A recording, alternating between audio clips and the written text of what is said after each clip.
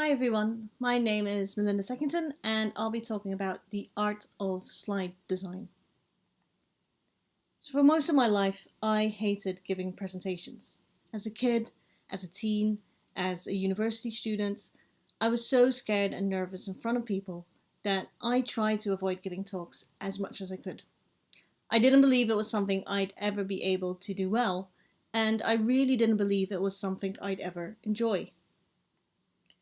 Nowadays, though, I'm a technical manager at FutureLearn, I'm a speaker and a blogger, and I'm an event organizer.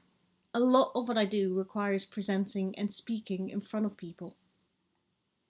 And for me, the secret, the magical solution came from preparation. I find that whenever I try to learn something new, it becomes easier for me if I understand all the different aspects, all the different building blocks of what it is that I'm trying to learn.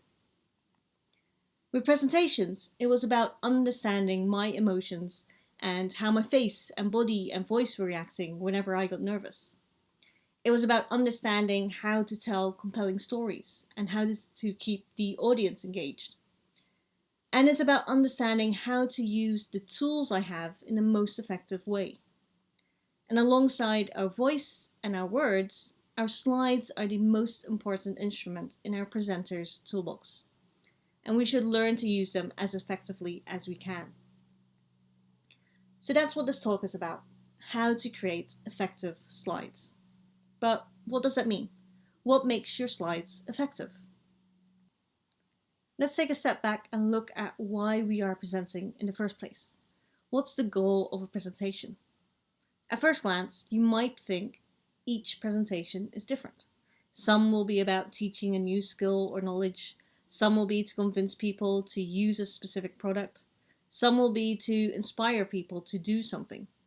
There are endless motivations for giving a presentation, and no two presentations will be the same. Yet, at the heart of it, they all have one thing in common. No matter what your motivation behind the presentation is, your number one goal as a presenter is to allow your audience to absorb your information. Whether you're trying to teach, convince, motivate, frighten, inspire, it's your responsibility to make that easier for your audience. This all ties in with the concept of cognitive load. So this is the amount of mental activity required to accomplish a goal, with mental activity being things like perception, memory, and problem solving. So this definition comes from this book, Universal Principles of Design, and I'll be referring to it a couple of times during this presentation. It's a great resource book covering 125 design principles and ties it back to psychology and physiology research. So when we talk about effective slides, we mean slides that help reduce that cognitive load. Slides that help rather than prevent people from consuming your information. So how do you create effective slides? How do you create slides that are compelling and help your audience? And the answer lies in shifting that question to how do you design effective slides? We can get a better understanding of slide design by looking at actual design theory. So I'll be sharing 4 principles of slide design, helping you create slides that allow your audience to absorb that information you're presenting. So one thing to bear in mind here is that I don't believe there is one true way of creating slides. This isn't about getting you all to create the same type of slides that I do. Rather, it's helping you get a basic understanding of design theory and applying it to your own style. So principle number 1, maximize signal, minimize noise. So this principle comes from the theory of signal to noise ratio. This is the concept that in every type of communication we have, there is a certain amount of relevant information, the signal, and there's a certain amount of irrelevant information, the noise. So in good designs, we want to maximize the signal and minimize the noise. So ending up with mainly relevant information rather than irrelevant information. So how do we do that in our slide designs? How do we make sure that the information on our slide is mainly relevant rather than irrelevant? So I think there are a few things that we can do to achieve this. First is focus on one purpose per slide. So this is about maximizing the signal. The moment a slide has multiple purposes, it dilutes that relevant information you're trying to get across. Rather than having a single slide covering multiple ideas or concepts, split them out over several slides. This is about making sure that your slide is as relevant as possible to what you are saying at that point of time. This also means two things. Number one, your slides are not your teleprompter, because at that point they have two purposes. You're using your slides to get a point across to your audience, and you're using your slides as reminders for yourself. If you really need something to help you remember what you want to say, use your presenter notes for that, because that's what they're there for. The second thing is that your slides are not meant as notes or references for people after your talk. Your slides are meant for the audience that are there in the room with you. If you need to share something with people afterwards, use a format that actually makes sense for that, like a blog post or a video of the talk. Make your audience the number one priority. One thing I see happen a lot is using bullet points on one slide to cover multiple ideas. For instance, take this slide about cats. If you're going to be talking for a few minutes about each of the individual points on the slide, you're basically diluting the signal of each point you're trying to make. It's much better to split out those ideas over multiple slides. Allow your audience to focus on the one thing you're trying to get across. Now, I'm not saying you shouldn't be using bullet points at all, but use them to support the specific purpose of your slide. For instance, in this case, they are used to list a set of names that belong together. All the information together is what makes it relevant. The second thing we want to do is make sure our slides aren't distracting. In this case, we're trying to minimize noise, ensuring we don't have any irrelevant information. I'll give a couple of examples, but there are lots of ways your slides can be distracting. So use common sense to recognize when your slides might be too busy. One way of being distracting is having way too much text on your slide. The moment you have a slide like this, people stop listening to you, because they're either distracted by trying to read all the stuff that's on there, or they get distracted trying to read and listen at the same time. So think about what information really matters and distill it down to just the very essential. Another way slides can be distracting is when there's just too much going on in them. So this is an extreme example, but I often feel that people want to use all the space they can on a slide, making things super busy and much harder to process. So keep your slides simple and clean so that they're not visually distracting. This shows exactly the same images as before, but because they're not overlapping and because there's no text laid over it, it's easier for the audience to process. So to recap, you can maximize signal by focusing on one purpose per slide, and you can minimize noise by reducing distractions on your slide. Principle number 2, make important information stand out. So again, let's go back to some theory.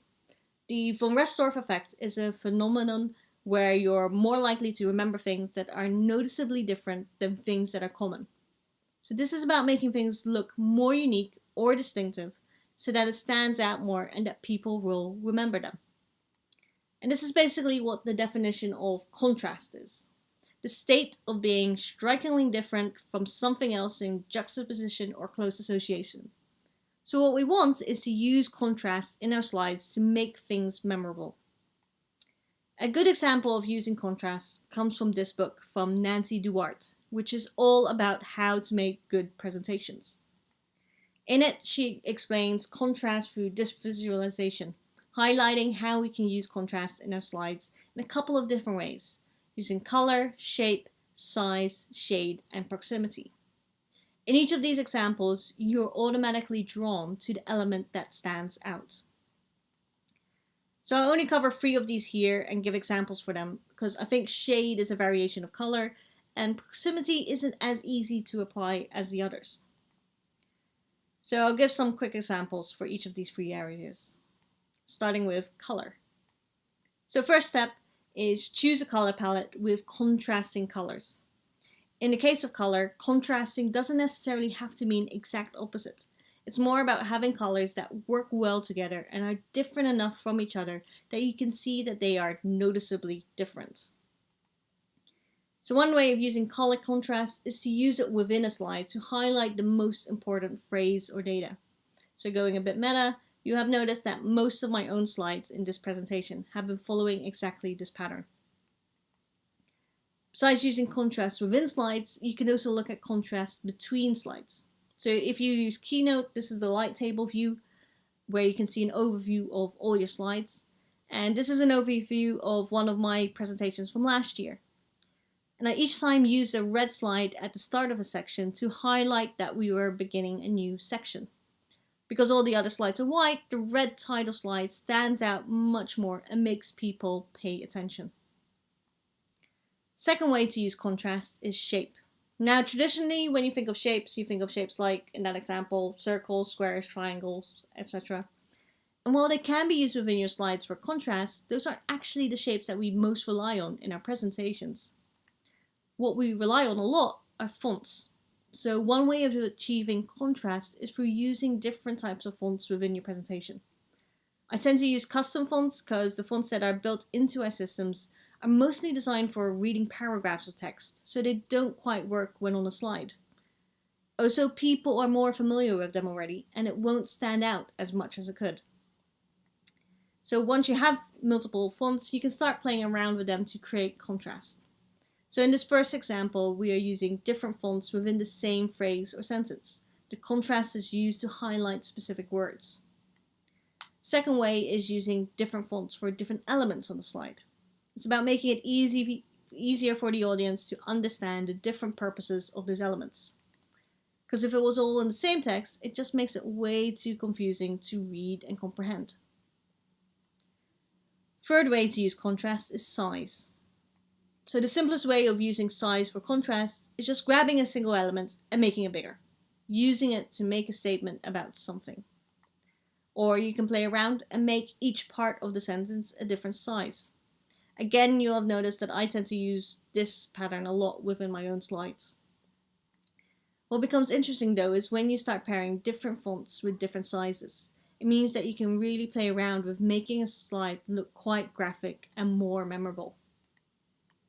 So those are 3 ways that you can use contrast to highlight key information and make it more memorable for your audience through color, shape, and size. Principle number 3, show and tell. So this principle comes from the picture superiority effect, which states that information recall is better when combining text and images. So rather than relying on purely text alone, we should be using visuals to support what we are saying. People remember things better if they're absorbing that info both in text and in a visual way. So I want to talk about 3 ways of adding visuals to your presentations. First, photos. Photos are the easiest way of adding visuals to your slides, making them more lively and memorable. The thing with photos, and actually also with GIFs, is that they do need to be relevant to what you are saying. So keep principle 1 in mind. Maximize signal, minimize noise. The moment that photos aren't relevant, or if the connection is too tenuous, the photo only becomes noise. So the easiest way to use photos is to use them to completely fill up the slide, and then pair it in some way with text over it. Just to compare, you can see if you use the smaller image, it just doesn't have as much as an emotional impact. The smaller image actually makes it more distracting. So by using the image as a background, you're driving the point home much more. And if you use the right image, the audience will have a much more visceral reaction. So play around and experiment with different photos and different fonts. So changing either can make the slide feel quite different. Next, icons. So icons work as nice little highlights to cement the text that you're already showing. It's a lot less distracting than photos, but it's enough of a memory cue that it will help people recall information. So the easiest resource for icons is the Noun Project. This website features a lot of royalty-free icons of all different topics, and you're bound to find icons in there that you can use. A third way of adding visuals is using shapes. With shapes, I mean use the shapes that are built in your presentation editors. You can make lines, triangles, circles, squares. You can achieve quite a lot when you start combining them to create interesting visuals for your slides. A slide like this is much more visceral and memorable than a simple list, for instance. Once you get the hang of shapes, you can start constructing more interesting slides, building diagrams that are much clearer than relying on text alone.